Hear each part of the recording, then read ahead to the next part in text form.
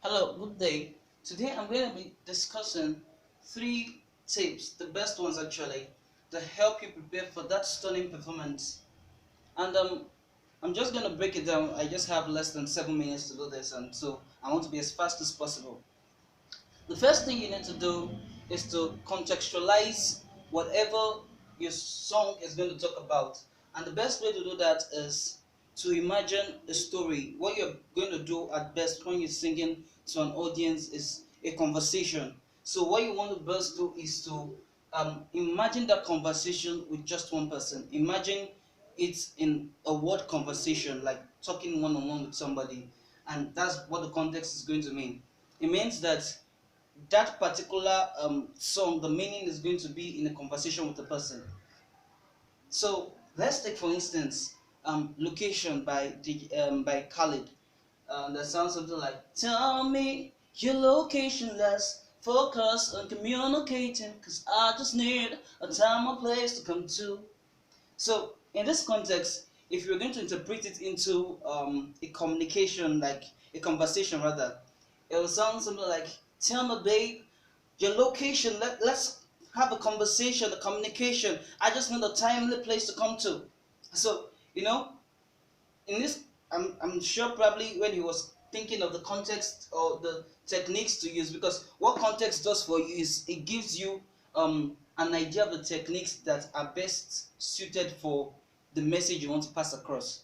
So if in this context Khalid would have thought, oh, a death growl will be too it will be mess for this kind of context, a pitch will be too messy for this. So he would just exclude things that wouldn't portray this, and he would think of techniques that bring out this picture. So he probably thought, okay, resonance will do a good job here, maybe a little vocal fry and all those things. So context helps you to see clearly which techniques are important for this. It actually helps you to see, oh, what vocal weight do I need to put in to achieve this. For instance, now think of "I Would Always Love You" by Whitney Houston, and it sounded something like and I will always love you. And if you're just to imagine her having a conversation with her lover, it would sound like, I would always love you. I would always love you. So it gives the concept of which techniques to use. So context actually helps you to pick your techniques. It's actually the toolbox that secludes the techniques that are not needed from the ones you would use. Now the second most important thing is, I think I have less than 3 minutes to go, is to avoid using techniques that you have not perfected. So let me write techniques not perfected.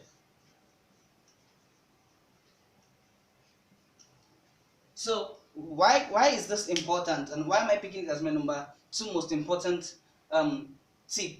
Because imagine you are at a program, maybe someone giving a speech or someone telling a story or someone doing a stand-up comedy somewhere, and the person is giving this hilarious storyline, or he's giving this weird storyline that you're sure the person is making on stage, and um it doesn't just play out well, it doesn't just work out well. You could tell that because he didn't plan the storyline well. So you could tell there were lots of lapses, and you just tuned off, like, whenever this idiot is going to get off stage, I think I will just be glad.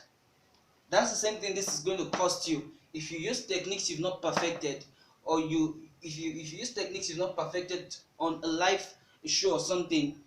You're going to lose the flow. You lose because you'll be too concentrated on trying to hit that technique. You are trying to make sure you don't make a fault at that, and at the end of the day you lose the whole flow from the beginning to the end because you just wanted to nail one technique, which is not right. So go for techniques you've perfected. It helps you keep the flow. You get what I'm saying? So that's one of the second things to do. um the third thing to do, but before I give you this tip, I would really love it if you could follow us on Facebook, on our page Kindled, and on Instagram at Voice Coach Kindled, Voice Coach underscore Kindled. You'll be notified when there are lots of other things aside from videos I post on Facebook and on Instagram. So and you can actually subscribe to this YouTube channel so that you can get more info when more videos are posted. So the third most important tip is to record yourself.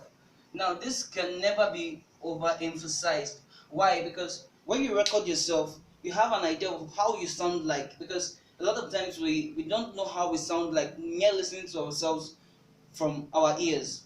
So we have to record ourselves with a phone, or if you have a better standard recorder, you record yourself so that you can get an idea of how you sound like. You can get an idea of the mistakes you're making. You can get an idea if you're making this mistake, the mistake in number two, which is very common. So you have to record yourself, because ultimately in the long run, what do you want to achieve? You want to achieve that when you go up that stage with the lights and everything, everyone is with their phone recording you, right? Or ultimately you're going to be at a studio recording yourself. So in the end of it, the aim is to record. So why not try practicing recording yourself, so that you don't make yourself a mess, a mistake in the big stage.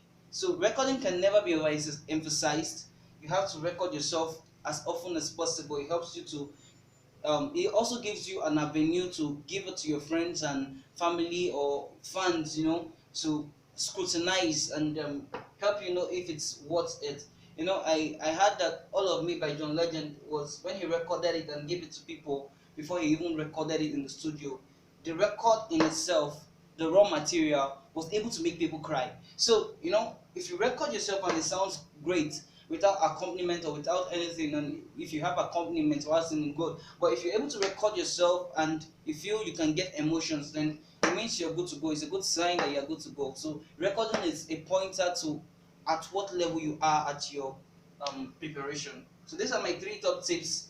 I really hope it helps you, and I really hope it helps you. And I I would love if you can send me your questions and comment in the comment section below, and see you in my next video.